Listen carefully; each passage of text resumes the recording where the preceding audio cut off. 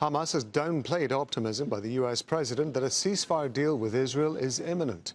A senior member of the group's political wing, Bassem Naim, told Al Jazeera Hamas is still waiting for an official proposal. The US State Department, however, remains optimistic that an agreement can be reached. Our goal is to achieve a deal to reach a humanitarian pause and the release of hostages as soon as possible. Certainly we would welcome getting one by this weekend. What I can say about the overall progress is that we made significant progress towards an agreement last week when we had officials from the United States government engaging in the region. We continue to pursue further progress this week. American officials across the government continue to be engaged on this question. We are trying to push this deal over the finish line. We do think it's possible. Willem Marx joining us now from occupied East Jerusalem. So the US State Department being fairly upbeat about some sort of deal being reached. Hamas, however, downplaying it. What is Hamas' response to all of this?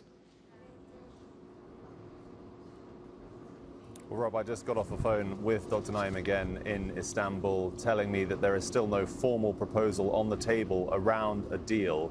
So what he's saying is going on at the moment, and still has been going on for several days, is that mediators from the US, from Qatar, from Egypt are still talking to the Israeli side to come up with formal details that will be presented to Hamas for them to then respond to in a formal manner. Their red lines remain the same, he says. Those are an end to fighting, a withdrawal of Israeli troops to outside of Gaza, a massive increase in aid, support for rebuilding. And of course, what's so key here is that the details around what that aid will look like, the level of support, has not yet been clarified.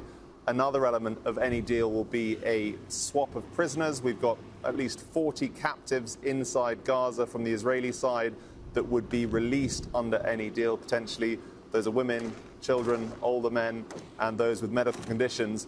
And the details around who on the Palestinian side, prisoners inside Israeli detention who would be released, that is still seemingly an open question. Some of the most high-profile people held in Israeli detention are those that Hamas would like to see released. And of course, that will be politically complicated for Netanyahu. At the very center of this, though, Rob, is the idea that there will be an overall end to the war, something Hamas would like to see, or just a cessation, a temporary ceasefire. From the Israeli perspective, they would like to have the option to continue the military operation at the end of this prisoner swap period and move into Rafah, where Hamas maintains military operations to some extent.